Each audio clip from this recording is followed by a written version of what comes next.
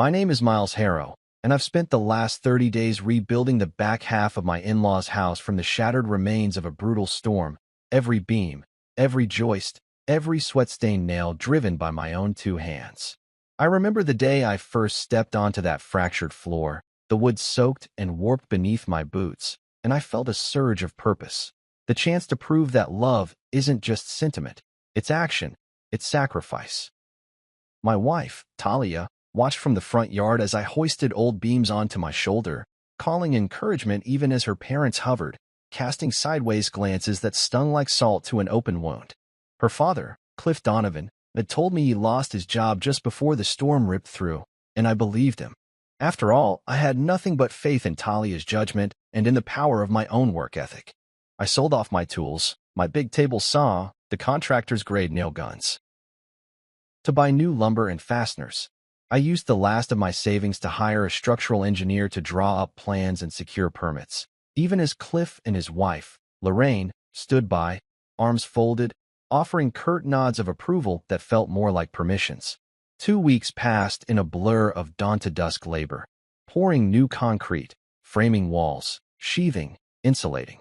Talia brought me coffee every morning, black, barely sweet, and sandwiches in the afternoon, her eyes bright with pride. But I didn't feel pride. I felt the constant ache in my shoulders and the slow burn in my lungs, like a forge I had built inside myself, stoking it with each task. On that final morning, when I was hammering the last board into place, the sky overhead was a flawless blue, as if the storm had never existed. I wiped sweat from my brow and looked down at the half-finished porch where Lorraine and Cliff stood together, their expressions unreadable. It was only later, at home, the same walls I thought of as ours, that I realized the project had been a performance and I the fool playing the leading role.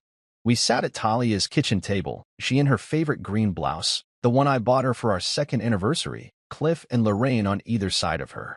The table was set with cheap placemats and the burnt edges of last night's toast still lingered on Talia's plate. I held the coffee cup she'd poured, felt its warmth confuse me. Talia slid a manila envelope toward me like it was a utility bill. My name, Miles Harrow, printed on the front. I opened it with the same calm I used to strip nails from old siding, expecting perhaps a contractor's invoice or a planning permit. Instead, I found divorce papers, crisp and final. My heart lurched as I read the words, dissolution of marriage. The signatures, my own, in places only lawyers and judges could comprehend. Cliff cleared his throat. Son, we appreciate what you did. It was generous. His voice was hollow, practiced. But this is the conclusion. Lorraine sipped her tea, her lips forming a delicate smile that turned my blood to ice. This is what's best for all of us. I couldn't speak. My mind raced back through every memory of the last month.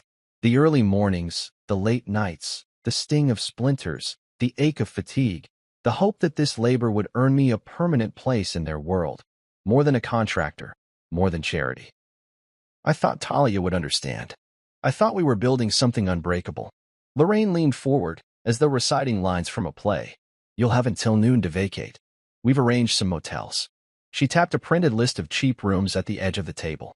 I stared at the list, the words blurring. Talia's eyes, once warm with love, were distant. I'm sorry, Miles, she said, her voice a whisper that fractured me more than any shout could. She placed the envelope in front of me, sliding it across the table.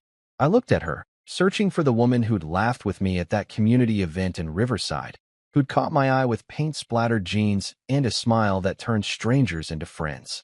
But she was gone, replaced by someone who could sit beside her parents and dismiss me as easily as swatting a fly. I remembered the contracted carpentry jobs I postponed, the clients I told I'd be available next month. I remembered the nights I lay awake planning our renovation, dreaming of a future. All of it, erased in a single moment. By the time I stood up, my knees felt weak. I gathered my duffel bag, 2 pairs of jeans, a change of shirts, my favorite worn-in sweatshirt, and walked out the front door. Cliff and Lorraine rose, too, silent in their orchestrated gravity. Talia hovered at the threshold, as if parting was inevitable. I turned back and saw the house, the very one I reconstructed. Its new walls shining in morning light, unaware of their betrayal. I lifted my bag and walked down the driveway, each step carrying the weight of every ripped-out board and every whispered promise. When I reached my truck, The engine was cold but ready. I sat behind the wheel, my hands gripping the steering wheel rough with calluses. I thought of the garages I'd built, the porches I'd replaced, the homes I'd made. Now, I had nowhere to call my own. I started the engine, and the rumble under my seat felt like a heartbeat reminding me I was still alive. I would find a place to stay, earn back what I lost, even if it took nothing but sweat and stubbornness. I would rebuild again, because I know how to build, and I will not be broken. And as the driveway disappeared behind me, I realized that betrayal, like bricks and mortar, may build a wall, but walls can be torn down. I just needed to find the right hammer. I met Talia at a community cleanup event in Riverside, where the morning air was thick with the scent of fresh paint and damp earth. I was hauling bags of debris toward the dumpster when I first heard her laughter, light, spontaneous, as if it belonged to someone who didn't spend her days worrying about spreadsheets or quarterly targets. She crouched by a row of flower beds, her jeans spattered with flecks of white paint, brushing soil from the petals of a struggling rose bush. "Need a hand?" she called, glancing up with eyes that caught the sun like polished amber. In that moment, I knew I'd walk her home if she'd let me. I introduced myself, Miles Harrow, self-taught contractor, no college degree, but plenty of grit. She was Talia Donovan, talent acquisition specialist at a growing tech firm. She had the smile of someone who believed in second chances, and I was eager to prove I was worth hers. We finished our tasks side by side. Moving old boards, sorting recyclables, patching holes in worn fences. She teased me about my overzealous use of a scraper, and I joked that build-up was the world's way of testing me. By lunchtime, our hands were caked in grime and paint, but neither of us noticed. We sat on overturned buckets, sharing bottled water and trading stories, hers of corporate politics and networking events, mine of drywall dust and the smell of cedar. Our connection felt effortless, as though someone had written a script and handed us the perfect lines. When I asked for her number, her smile deepened. "Let's grab coffee sometime," she said, and I believed I'd won the jackpot. The coffee turned into dinner, dinner into weekends spent exploring farmers' markets, and soon I was the contractor she called first whenever a cabinet hinge came loose or a floorboard squeaked. I reveled in those small emergencies. The minute I got to knock on her door, extend my hand in greeting, and bring order to her world. Talia's parents, Cliff and Lorraine, never hid their skepticism. At family dinners, they spoke of my blue-collar background, like it was something contagious, an infestation they'd kept at bay until I arrived. Lorraine once mentioned art classes she took at a prestigious studio while drilling a hole for a new light fixture. Cliff would casually compare the stability of his daughter's tech career with the uncertainty of life's swinging hammers. Talia would offer a polite laugh, and I'd smile too, reminding myself their comments were misguided attempts at humor. I convinced myself that loyalty could overcome prejudice, that love could soften hardened opinions. When I proposed, I chose a spot by the riverbank where we first talked under fading lantern lights. Talia's eyes shimmered as I slipped the ring onto her finger, promising her a partnership built on trust. I imagined us in that house, our house, growing old together, walls echoing with laughter and babies' cries. I never imagined the blueprint wasn't mine to draw. The storm came without warning, a violently twisting funnel of wind and rain, collapsing the back half of her parents' home like a book slammed shut. Her father's voice broke when he said he lost his job days before, that the bank wouldn't extend another loan. He folded his hands in front of him and looked at me, a question in his eyes. I saw Talia by his side, biting her lip as though she feared I would say no. I didn't hesitate. I sold my tools, dipped into my savings, and quit my freelance contracts to buy materials and work full-time on repairs. I thought they would understand. I thought they would at least respect my sacrifice. Instead, every offer of help was laced with pity, every nod of thanks tinged with condescension. Lorraine would stand at the threshold, sipping tea, remarking that I was so dedicated, as if it were remarkable a man could lift a hammer. Cliff would mutter about the cost overruns, as if I were a charity project he hadn't signed up for. Talia would slip me sandwiches and sweet smiles, her eyes apologetic but determined. I told myself to ignore the whispers. I told myself that building walls was easier than breaking down prejudice. 2 weeks later, on a morning that should have tasted of success, I sat with Talia at her kitchen table. The storm had receded, the house stood whole again, and the lumber yard bills sat neatly stacked. I cradled a mug of black coffee, its warmth a faint echo of the furnace we'd repaired in her parents' living room. The smell of burnt toast drifted from the toaster. She reached across the table and slid a manila envelope toward me, the words "dissolution of marriage" printed on crisp paper. My heart thudded in my chest, a hammer to my ribs. The silence rang louder than thunder. I studied Talia's face, pale, resolute, devoid of the warmth I thought we shared. Her parents sat behind her, faces unreadable. Lorraine folded her hands in her lap, her lips curving into a smirk that cut deeper than any storm-tossed beam. Cliff cleared his throat and said, "We're grateful for your work, Miles. Truly. But it's time to move on." My world tilted. I thought of every nail I drove, every sacrifice I made, every promise in that ring. "Why?" I whispered, though the words felt weak. Talia looked away, her eyes fixed on the edge of the table. "I'm sorry," she said. "This is the way it has to be." I couldn't breathe. I tried to recall where I'd gone wrong. Was I too proud, too stubborn? Had I misread her kindness for something it never was? Cliff's voice rose, explaining that they decided this before the storm, that I'd been too proud to challenge the paperwork they quietly filed while I was busy building their house back. Lorraine nodded approvingly. I stood abruptly, knocking my chair against the linoleum. My duffel bag waited by the door, half packed from errands I'd run that morning. Talia didn't reach for me. Instead, she watched, lips pressed thin. My hand shook as I hoisted the bag onto my shoulder. The list of motels lay on the counter for places in town, none more than 2-star. I didn't glance at it. Every step toward the door felt like leaving a piece of myself behind. In that house, I poured my sweat and hope into every beam.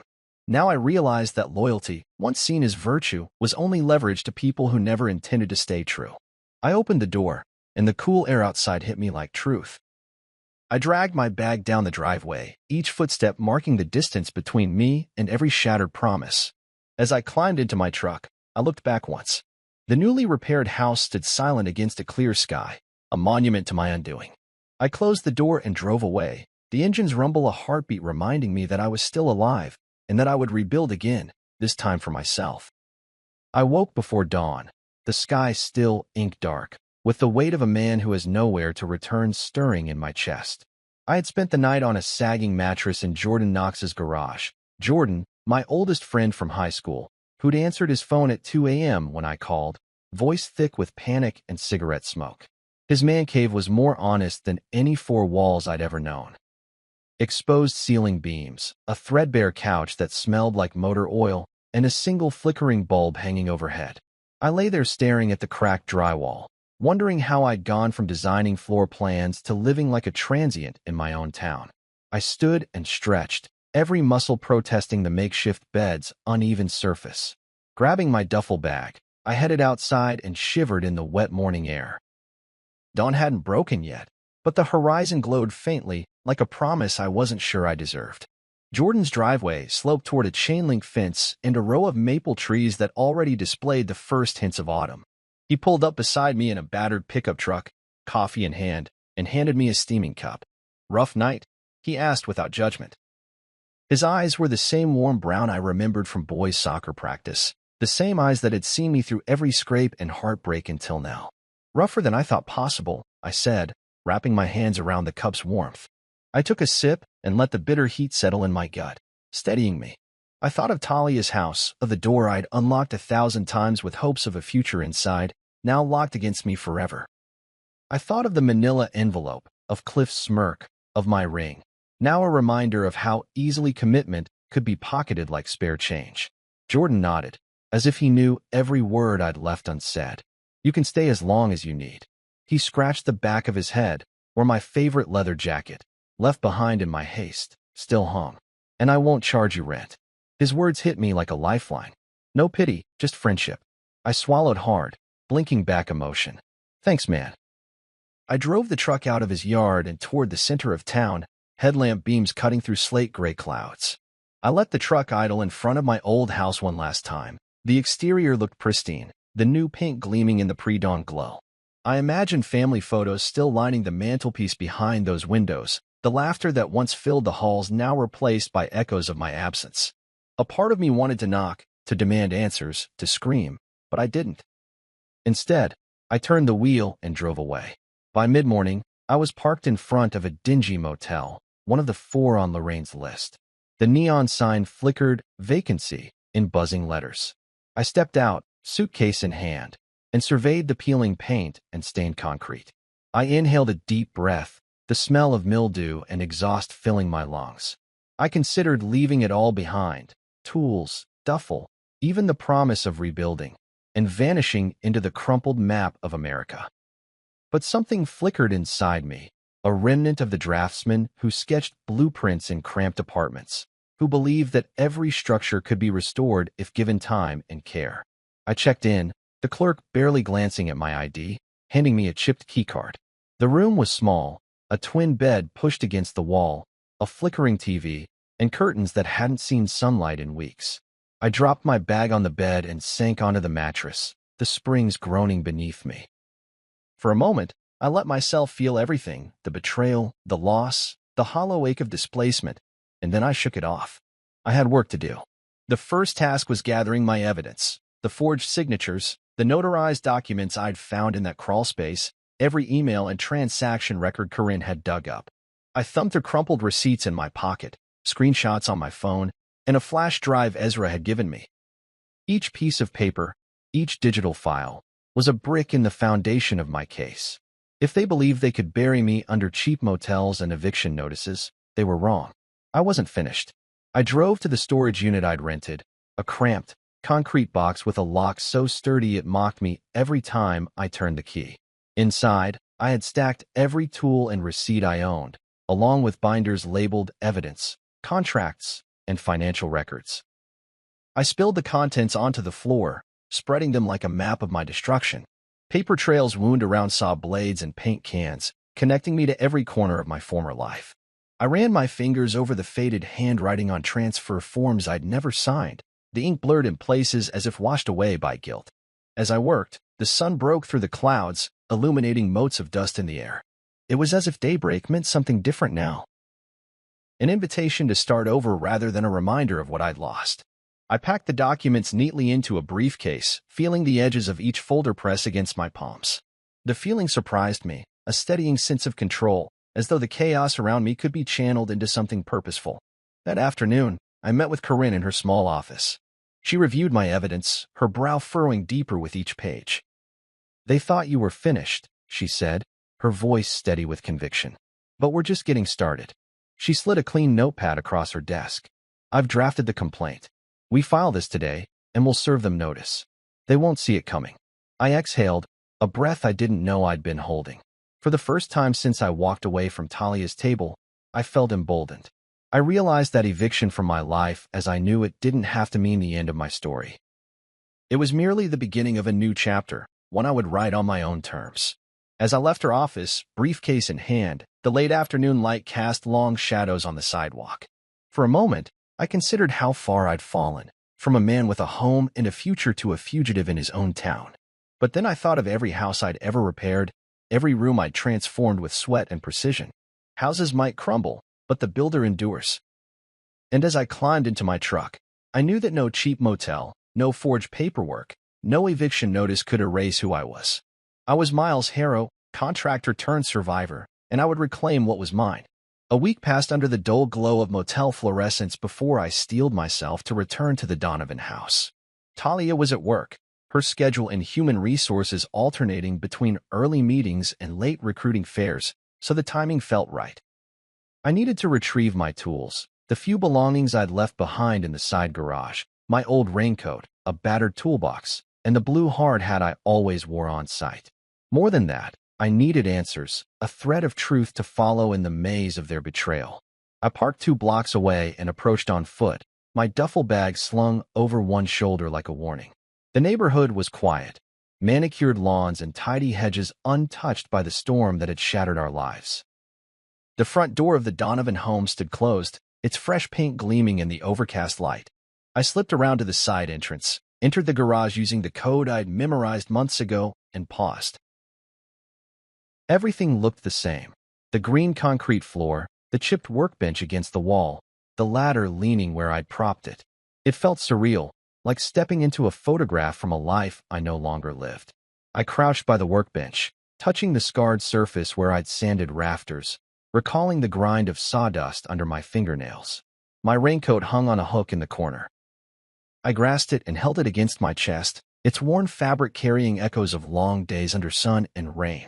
As I prepared to leave, something behind the far wall caught my eye, a section of insulation hanging loose, as if someone had disturbed it. My pulse quickened. I knelt and peeled back the fiberglass, revealing a small opening, just wide enough for a hand to slip through. Curiosity overpowered caution. I crawled into the narrow crawl space, the heat and dust thick around me. My flashlight beam flickered over the joists until it landed on a dusty cardboard box half hidden behind a stack of folding chairs. The box was secured by packing tape, its corners crumpled as though someone had shoved it there in haste. I dragged it toward me, scraping my knees on rough wood, and set it on my lap. The lid gave way with a soft tear, and I held my breath. Inside lay files. Neatly labeled folders bulging with paperwork, sealed envelopes stamped confidential, and a collection of heavy manila folders with legal seals. I opened the first, finding notarized documents that looked legitimate at first glance, transfers of property interest, mortgage releases, and new deeds bearing my signature. My heart pounded as I flicked through multiple pages, each bearing my name but signed in angular strokes that I didn't recognize as my own. They'd removed me from ownership of the house 6 months ago. The paperwork dated long before our anniversary, before I sold my tools, before the storm ever arrived. My breath caught. I lifted another folder. Bank records showing large withdrawals from our joint account. 10,000 here, 15,000 there. Deposited into a new account under Lorraine's name. A third folder contained email printouts, messages between Talia and her parents discussing timelines, budgets, and contingencies. One message from Talia read, "Once the transfer is final and Miles is out of the way, we can start renovations under our names." The sender was her father, Cliff. Perfect. He won't notice until it's too late. I ran a trembling finger down the list of transaction dates.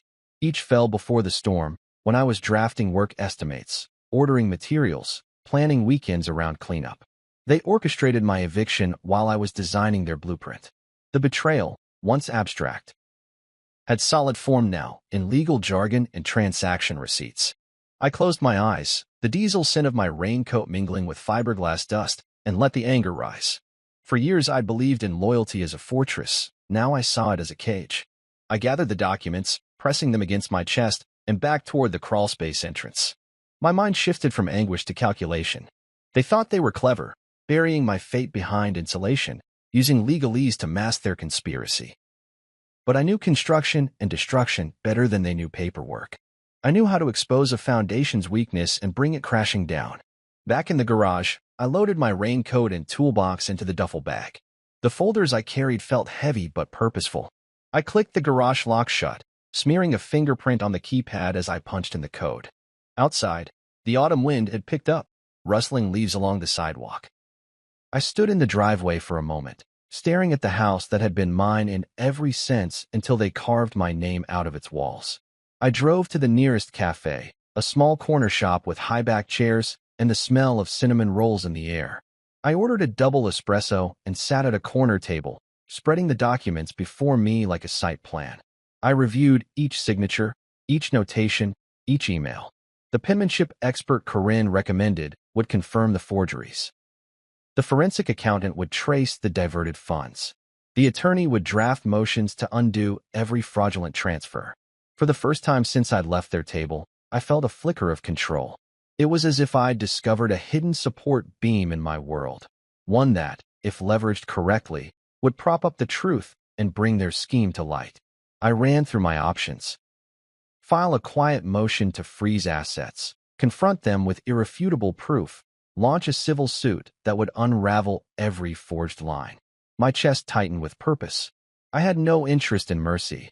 I wanted justice calibrated in legal precision. Finishing my espresso, I tucked the folders back into my bag and rose, leaving a few bills on the table.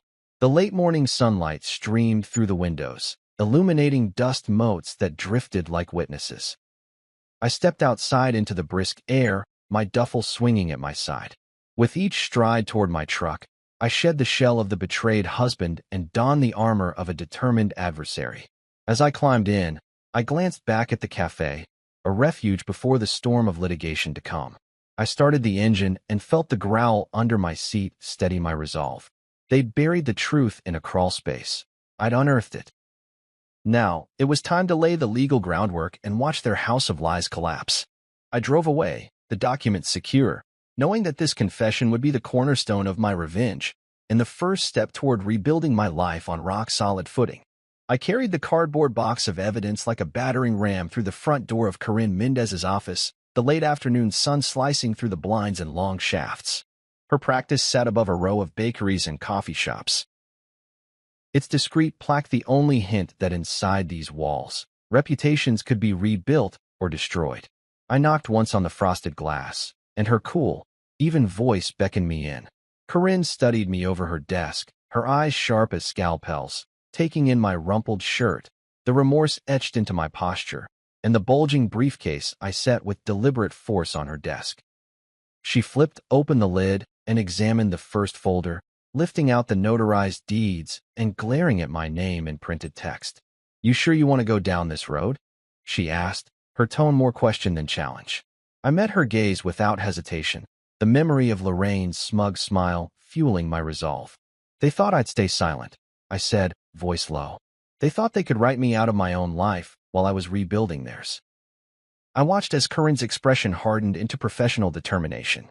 She pored over each document with meticulous care, the forged signatures attributed to my hand but pinned in an unfamiliar slant, the property title transfers bearing dates when I was contracting elsewhere, the bank statements revealing systematic siphoning of joint funds into Lorraine's account.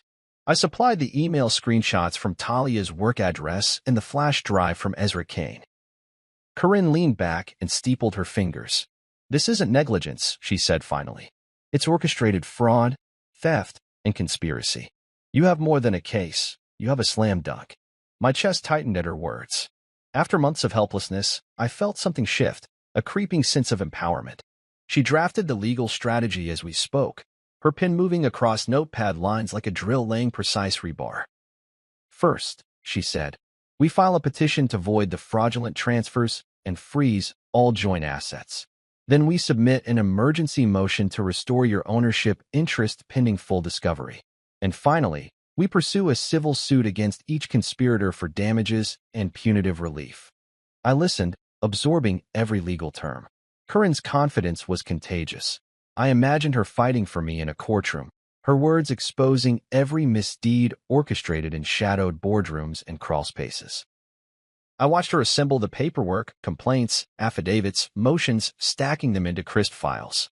With each document, I felt the grip of despair loosen, replaced by clarity of purpose. Corinne looked at the clock. "I'll submit these first filings tomorrow morning. In the meantime, I need you to compile all your receipts, invoices, texts, anything that shows a pattern of behavior and expense. We need to paint a full picture." I nodded, my mind racing through the storage unit where I'd hidden receipts, the contractor's notebooks segmented by job site, the email archives in my phone. That night, I found myself sitting at a small plastic desk in my motel room, the yellow desk lamp casting a harsh glow. I spread out every piece of paper from my duffel, the Home Depot receipts for lumber, the Lowe's invoices for drywall, bank withdrawal slips, copies of work contracts, and estimates I'd mailed clients. I printed emails I'd sent arranging deadlines, backing them up with screen grabs of packed schedules on my phone.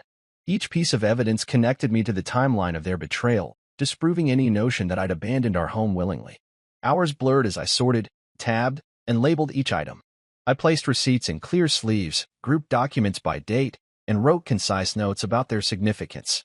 A spreadsheet emerged in my head. Date, description, cost, purpose, corroborating evidence. When fatigue overcame me, I snapped my laptop closed and lay on the motel bed, the ceiling staring back like a vast, unknowable sky. For the first time in days, exhaustion felt earned, not crushing. I drifted off with a plan drafted in my mind and hope flickering like a torch in the dark. The next morning, I met Corinne for coffee at her favorite cafe, a few blocks from her office. I handed her the organized stack of files, each labeled by tab and date. She flipped through with a nod of approval. "Excellent work," she said. "This will strengthen our motions and demonstrate a consistent pattern of deceit." Outside, the city stirred to life, people hurrying to work, the distant honk of buses, birds darting between power lines. I sipped my coffee and felt the taste of possibility. Betrayal still stung, but it no longer paralyzed me. Back in her office, Corinne filed the petitions online, the digital signatures clicking into place like ignition switches. I watched the confirmation emails arrive. Case filed. Motion submitted. My heartbeat echoed in my ears. I leaned back in the chair, exhaling. Corinne offered me a firm smile. They'll be served in 2 business days. Expect them to try to quash it or claim misunderstanding. But the evidence is sound. We'll win the temporary order to restore your property rights. Which means they can't sell, refinance, or encumber the house any further. Outside, I stepped into the crisp air, inhaling the promise of autumn. My duffel bag felt lighter now, filled with not just paperwork but with purpose. I walked toward my truck with deliberate strides, each footstep a declaration that I would not be erased. Betrayal had been their weapon, but evidence and conviction would be mine. I had reclaimed my footing, both legal and moral. And nothing could stop the coming reckoning. The road ahead would be long, filled with hearings and depositions, but for the first time in months, I felt in control of my destiny. I climbed into the driver's seat and started the engine, the growl beneath me a companion in my fight to rebuild from these dirty signatures a future forged in truth. The next breakthrough came quietly, during one of those late-night calls with Corinne when the city was asleep and the only sound was the hum of her office air conditioner. She told me she'd secured a contact inside Talia's workplace, an HR coordinator who'd grown uneasy about Talia's sudden flurry of personal IT requests. He gave me an internal screenshot, she said, her voice low with excitement. It's an email chain slated 3 months ago. Subject line, let's finalize before Miles figures it out. My heart hammered as she described the first message, sent from Cliff's official account to Talia's work address. The documents have been prepared. Await my signal to proceed. Below it, Talia's reply gleamed on the screen. Once the transfer's done and Miles starts that big Reno, it's ours. He's too proud to question bank statements. I stared at the wall of my motel room, imagining them behind their desks, clicking send, believing their conspiracy safe from discovery. Within the next 24 hours, Corinne secured a second screenshot, a calendar invite set by Lorraine on the same corporate server, titled Exit Week, with a series of meetings marked, bank appointment, notary signing, change locks. The dates spanned the week I'd devoted entirely to repairing the family home after the storm. They were literally dismantling my life while I hammered boards into place. She emailed me PDF exports of the headers, metadata intact, and I replayed each date in my mind, mapping them onto my own wrecked schedule until the betrayal felt like a physical force pressing against my lungs. Armed with these new revelations, Corinne amended our filings to include counts of conspiracy and misuse of corporate communications. Talia's professional email address, once a symbol of her corporate success, was now the conduit of criminal intent. I could almost hear the gavel in an empty courtroom, poised to stamp guilty on the misuse of trust and technology. For the first time since I found that crawlspace box, I felt the tide turning truly in my favor. That afternoon, I returned to the storage unit to assemble the final pieces of my evidentiary puzzle. I retrieved my laptop and the flash drive Ezra had handed me.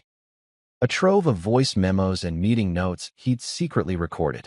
I plugged it in and listened in a silent corner to Lorraine's clipped voice, calmly instructing someone on how to handle a plan B if I ever discovered the box. If he finds the crawlspace hiding spot, we activate the next phase. Ezra must claim plausible ignorance. We remove any direct link to us. The realization that they'd prepared layers of deceit made my blood run cold, but also steeled my determination. I copied every file, burned DVDs of the audio files, and labeled each disc. My briefcase bulged with folders, PDFs, and recordings, every piece a nail in the coffin of their scheme. That evening, I met Ezra at a quiet diner on the edge of town. He looked tired, pale from working late shifts at a local garage, and guilt flickered in his eyes when I slid the flash drive onto the laminated table between us. "You did the right thing," I said, voice low but firm. He nodded, staring at his coffee cup. "I didn't know her plan. I thought she was just lonely. I never imagined it would be at your expense." His hands trembled as I placed the audio disc in his palm. "Corinne will call you as a witness. You need to be ready." He swallowed and nodded again. We parted in silence, the fluorescent lights humming overhead, each of us carrying a burden that would soon become their undoing. Back at the motel room, I spread all evidence across the bed. Screenshots, transcripts, audio discs, bank statements, and the original crawlspace documents. I felt both invincible and exposed, like a builder on a scaffold high above a demolition site. One wrong move now, any leak, any misstep, and my case could collapse. But the stakes gave me focus. I meticulously labeled every piece of evidence, cross-referenced dates, and drafted a timeline that marched from the initial storm repairs through the stealthy transfers, meetings, and voice memos, culminating in the final eviction. This timeline would be my blueprint in court, a narrative so precise no judge could dismiss the orchestration. On the morning of the hearing, I stood outside Corinne's office, dressed in my best shirt, clean, pressed, the one I'd reserved for meeting big clients. My reflection in the glass door looked like a stranger I'd grown into, confident, unbroken, ready to reclaim what was mine. Inside, Corinne gave me a brief nod and handed me a copy of the assembled timeline. "We submit this as our Exhibit A," she said. "The judge won't ignore a 6-point conspiracy mapped over 3 months of email metadata and notarized fraud. You'll testify to the moment you discovered each bombshell piece. Remember, keep your emotions measured. The facts will do the heavy lifting." The courtroom filled quickly, reporters from the Wright County Daily snapping photos, curious neighbors lining the benches, and even a city council representative taking notes. At the clerk's call, Talia entered with Cliff and Lorraine behind her, her carefully collared suit now seeming as false as her promises. They sat stiffly, the weight of exposed deceit pressing into their shoulders. When the judge entered and took her seat, I felt every eye in the room turned toward me. I walked to the witness stand, carrying years of grief and months of preparation in my chest. As Corinne began presenting the email chains, she displayed the internal screenshots on the court's projector. The judge's brow furrowed, leaning forward as she read the subject lines. "Let's finalize before Miles figures it out. Exit week. Plan B." Next, Corinne played the audio memo from Lorraine, the static crackling as her voice declared, "If he finds the box, we need Plan B." I watched as Talia's cheeks paled, her lips parting in shock that perhaps I saw for the first time. Cliff's jaw clenched, and Lorraine's eyes darted as though seeking an escape. When it was my turn, I recounted the timeline: the storm, the reconstruction, the eviction, the crawlspace discovery, the emails, the audio. I spoke calmly but firmly, each sentence a hammer blow against their deception. By the time I exited the stand, the scales of justice had shifted. The judge called for closing arguments and, moments later, handed down her ruling. The fraudulent transfers were voided, my ownership restored immediately, and the defendants held liable for damages and court costs. Talia's voice caught in a sob, Cliff's face reddened, and Lorraine stared straight ahead, triumphant no more. As I gathered my belongings and Corinne patted my shoulder, I felt an immense weight lift from my soul. The crawlspace had been just the beginning. The emails and voice memos were the backbone of my vindication. I had dismantled their house of lies piece by piece, using the truth as my most precise tool. Walking out into the crisp afternoon air, I looked up at the sky unafraid. They tried to build their future on my erasure, but I'd reclaimed every brick of my life. And now, nothing could stop me from building anew. I was 7 miles down County Road 12, driving my beat-up F-150 across potholes that rattled my bones, when my phone buzzed with an unknown number. It flashed, Ezra Kane. My pulse quickened as I answered. "Miles," he said, voice hushed. "I need to meet. It's urgent." He asked me to come to the old diner on Route 7, the one with the neon sign half burned out and the vinyl booths patched with duct tape. He said nothing more. By the time I reached the diner, the sun had dipped low, painting the sky in bruised purples and oranges. Inside, the smell of fries and stale coffee lingered like an invitation to confession. I slid into a booth in the far corner, where battered menus lay scuffed, and the waitress barely glanced at me as she refilled my cup. I waited, scanning the greasy counter and the back door, where a silhouette finally appeared. Ezra moved with hesitant steps, his jacket collar up against the evening chill. He sat across from me, the weight of our shared history in his eyes. We'd worked side by side on countless jobs, installing roof trusses under blistering sun, tearing out moldy drywall, hauling debris truckload after truckload. He was the guy who always showed up, who teased me when I mismeasured a joist, who told me his dream was to open his own garage one day. Now he looked small, almost apologetic. I didn't know, he began, voice rough. I swear I didn't know what they were doing. Talia made it sound like a refinancing. She said they just wanted everything cleaner, more ours. She never said it was to lock you out. He sighed, rubbing calloused hands together. I felt uneasy when she asked me to sign those documents, but she said your signature was all that was left, so I could help finalize the house under her name. He slid a small flash drive across the table. She used my corporate email account, said it was easier, no complications. But I've come across files she left open on her work computer. Voice memos, notes about post-Miles Reno, and a backup plan if you discovered the crawlspace. He hesitated, then added, I can't live with this. My stomach knotted, not with anger, but with the weight of betrayal layered upon betrayal. Ezra had been the one face I didn't suspect. Yet here he was, eyes wide with regret, handing me a key to secrets deeper than I'd uncovered in the crawlspace. I pocketed the flash drive and met his gaze. You did the right thing coming here, I said quietly, heart pounding. We left the diner together, walking into the windy dusk. Ezra pointed to the abandoned rail tracks beyond the parking lot. There, he opened the drive and plugged it into his phone. I listened on speaker as Lorraine's voice flowed through the cracked speaker. If he finds the box, we go full scale. Ezra signs off on the final transfers. No loose ends. Then Talia's recorded laughter. He'll never see it coming. The clarity stung. Even their jokes had been laced with cruelty. Ezra winced. She laughed about you like you were a circus attraction. His shoulders slumped. I left her that night. Told her I couldn't be part of it anymore. She threatened me, said she'd burn my credit, ruin my reputation. But I walked away. I stared at him, weighing his words. Part of me wanted to shout that he'd ruined my trust again, but I remembered the moment he offered these recordings, risking everything. You don't need to testify, I said. But the court needs to know what you know. It's not just about the house. It's about all of us, about not letting their lies stand. He nodded, resolve flickering in his eyes. I'll do it, he said. I'll cooperate with Corinne, give a full statement. Relief washed over me. This was the testimony that would weave together the final threads of conspiracy, the insider who could tie the loose ends.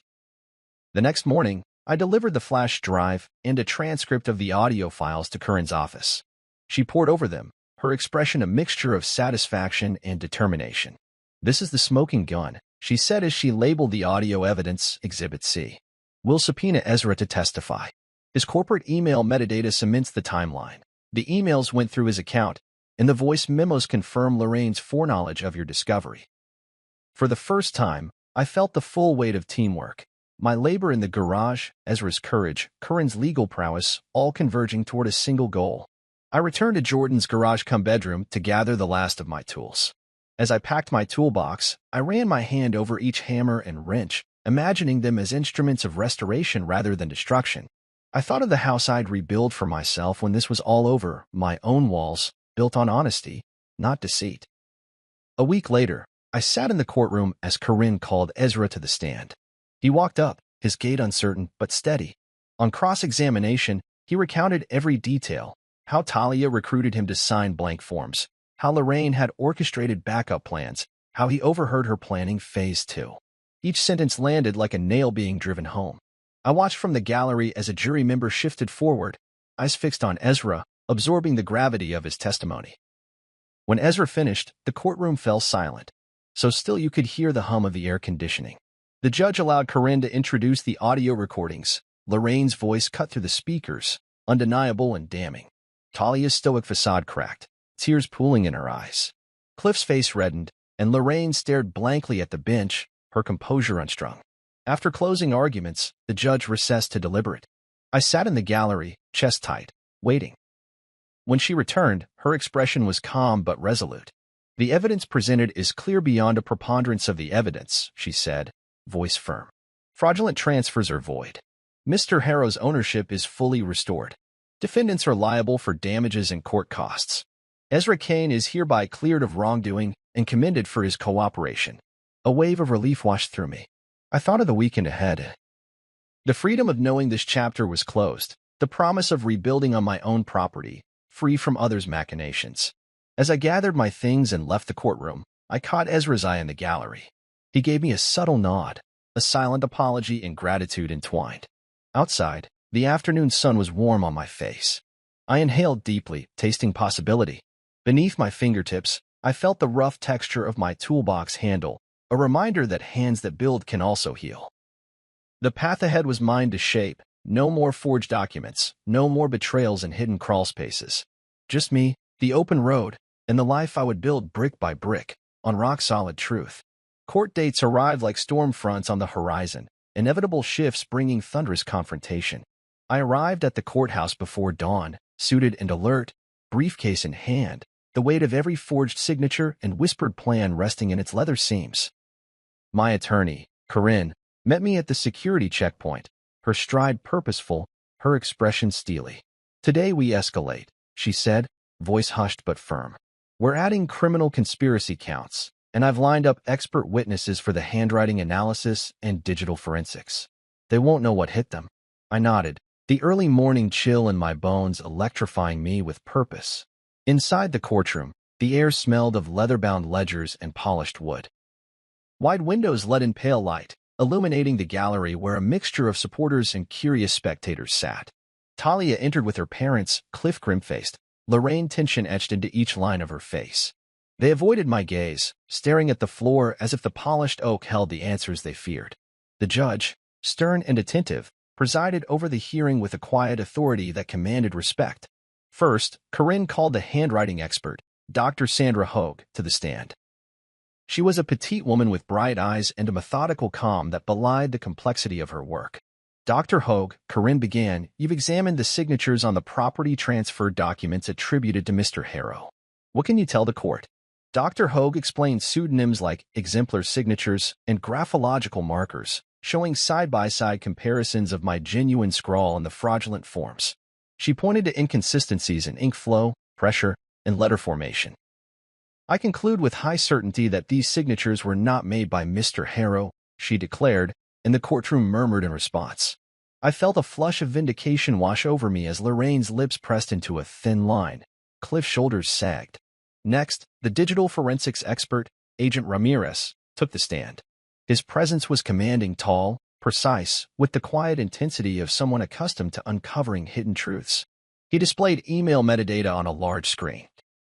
Sender IP addresses, server logs, and timestamps aligning with the dates of the clandestine transfers. All emails concerning Exit Week and Postmiles Reno were sent from Talia Donovan's corporate account, he stated, his finger tracing the timeline. Additionally, an account under Ezra Kane's credentials was used to finalize the transfer authorizations, which matches the login records from that server. The visual map of digital footprints left no room for doubt. Each data point felt like a steel beam reinforcing the structure of my case, leaving the defendants to shrink under the rigors of fact. Corinne then called me to testify. I spoke with measured clarity, recounting how I discovered the crawlspace box, how each forged document stole my place in my own home, how the betrayal unfolded in whispers and spreadsheets while I labored in sweat and sawdust. I described the moment I first saw Lorraine's voice memo, her calm tone cutting deeper than any storm. I spoke of the emotional and financial toll, of the nights spent in motels, of the resolve that kindled in me when I decided to fight back. As I spoke, I saw jurors lean forward, absorbing every word, faces thoughtful, brows furrowed. My testimony felt like laying the final planks of truth, closing the gaps their conspiracies had created. Then Corinne called her star witness, Ezra Kane. He entered with quiet confidence, and under cross-examination, he recounted with candor how Talia and her parents recruited him as an unwitting accomplice, how Lorraine prepared backup plans in hushed tones, and how he secretly recorded their instructions to fortify my case.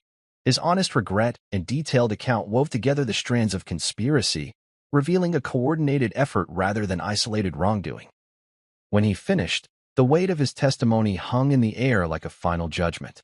Lorraine took the stand next, her composure cracking as Corinne pressed her on the voice memo and the email threads. Lorraine's voice trembled as she denied intent, blaming miscommunication. Cliff followed, parroting half-formed apologies, deflecting blame onto legal advisors. But the evidence was unassailable. Each denial rang hollow against the avalanche of documents, expert analyses, and eyewitness accounts. In closing arguments, Corinne's words were precise and forceful. She painted the defendants as architects of a calculated scheme to usurp my ownership, using emotional manipulation and legal forgery. She contrasted my genuine labor, hands calloused from rebuilding their home, with their cold, clandestine planning. She urged the jury to hold them accountable, to restore justice not only to me but to the principles of honesty and fair dealing. The jury deliberated for what felt like an eternity, hours stretched into a taut silence that hummed through the courtroom walls. I sat with my briefcase on my lap, every muscle tense. When the foreperson finally emerged, my chest echoed with each step. The judge instructed them to deliver their verdict. The words came. We find the defendants guilty on all counts of conspiracy, fraud, and theft. We award the plaintiff full damages, including legal fees and punitive costs. A wave of relief and triumph surged through me. As the order was read, I thought of the months I'd spent rebuilding not just walls, but my own sense of worth. Betrayal had been their weapon. Truth was mine. I reclaimed not only my home, but my identity as a builder and a man of integrity. Outside the courthouse, the autumn sun had risen higher, warming the stones and sidewalks. I breathed deeply, feeling the crisp air fill my lungs with promise. A photographer from the Wright County Daily approached, applauding my resilience. I offered a brief statement. I believe in building things that last: homes, relationships, trust. When they're destroyed, you have to fight to restore them, sometimes with tools you never thought you'd use: truth, evidence, perseverance. Today, justice was built. Walking away, I passed the courthouse steps where so many had come and gone under different circumstances. Now, they were behind me. Ahead lay the path of my choosing: a newly clear property title, a sense of closure, and the open expanse of possibility. I would sell the Donovan house, but not out of spite. Out of a desire to forge my own foundation, crafted from sweat and honesty. And when I build again, I do so with the knowledge that no blueprint is stronger than the truth. I walked into the courtroom feeling every footstep echo the weight of months spent fighting alone. The judge's bench rose like a stage, and at its center, I knew my home, my blood, sweat, and splintered hope would finally speak. When Corinne called me to the stand, my palms were slick, but I steadied them on the polished wood and met the judge's gaze. I told the story again. The storm, the reconstruction, the morning I found divorce papers instead of breakfast, the crawlspace box of forged deeds that made my blood ice. As I spoke, the gallery leaned in. Neighbors who once waved as I drove by, reporters scribbling in notepads, the judge scribbling notes in an ink-black ledger. I described how each hammer stroke on my in-laws' framing had been met with whispers behind closed doors, how every dawn on that dusty job site had been fueled by pride and love, now twisted into a weapon against me. My voice carried the grainy texture of splintered wood, the rasp of labor-worn lungs, but I refused to let it tremble. Corinne played the audio recording of Lorraine's calm instructions: activate Plan B if he discovers the crawl space. And her face, so composed in our memories, cracked. Cliff sat statuesque, his customary confidence washed away by exposure. When Corinne introduced the email metadata mapping the conspiracy, the very air in the room felt charged, as though every circuit and junction board in the building hummed with my vindication. Then came the moment I'd waited for, the judge's soft knock on the bench, signaling her verdict. Silence wrapped the room like a shroud. "Mr. Harrow," she began, "the court finds the defendants guilty of fraud, conspiracy, and unlawful transfer of property. Your ownership is hereby restored." Relief flooded me, unsteady as a newly poured foundation. My legs, which had carried me through lean motels and shadowed crawl spaces, trembled.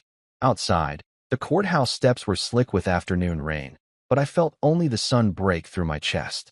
Every brick of that house spoke in my favor now. Walls rebuilt by honest hands, blueprints untainted by deceit. I pictured the halls I would walk again, reclaiming each room with the certainty that justice had nailed the final board. I didn't linger for congratulations. Instead, I slipped past spectators, each nod and whisper a reminder of how far I'd fallen and risen. In my truck, I held the restored deed like a lifeline. Tomorrow, I'd decide whether to keep that house or let it go. Either way, I would move forward on solid ground, knowing that when walls are tested, they speak the truth of who built them, and mine had stood against every storm. I stood in the foyer of the Donovan house one last time, the morning light spilling through the windows and illuminating every floorboard I'd once replaced with my own hands. The air smelled faintly of sawdust and fresh paint, testimony to months of sweat, and silent fury. The courtroom's verdict had restored my ownership, but this place, my labor, my heart, still pulsed with memories of betrayal. I had decided, before I even turned the key, that I wouldn't stay. I couldn't live in a house built on their lies, even if its walls now legally belonged to me. A for sale sign leaned against the lawn, waiting for its new chapter. I walked through the rooms, each step a silent farewell.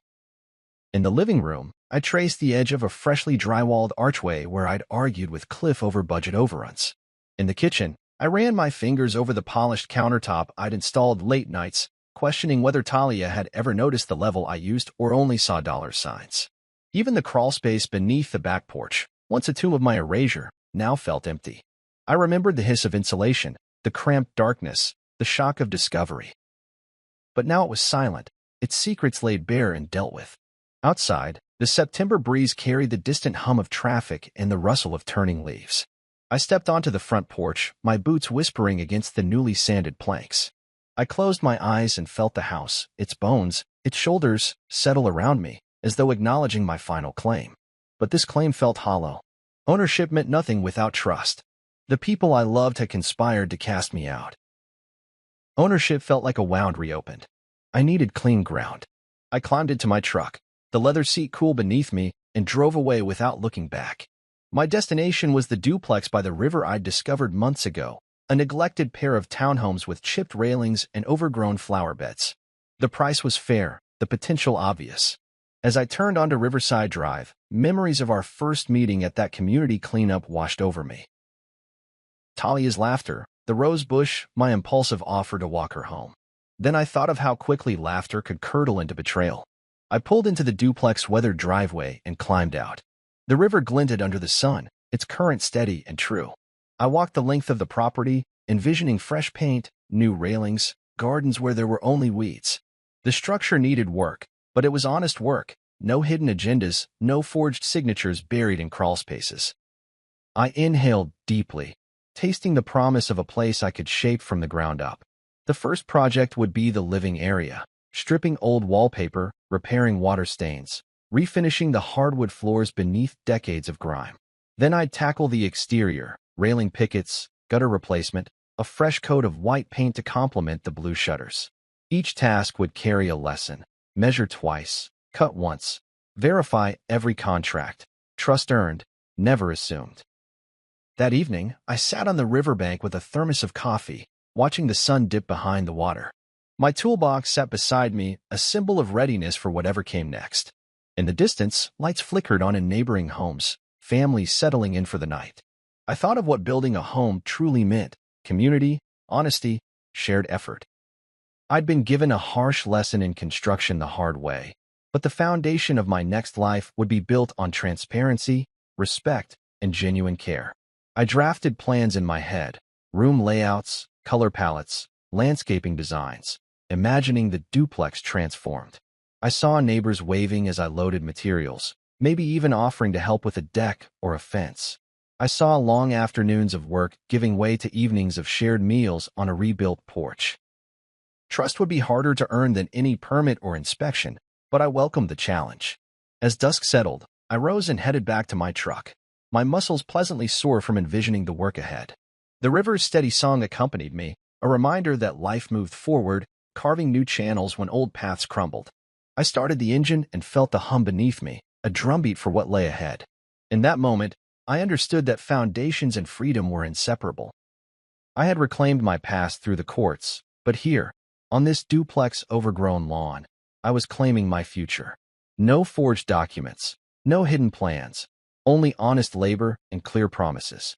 And as I drove away, I carried a quiet conviction: I would build not just a house, but a home deserving of my name and my trust.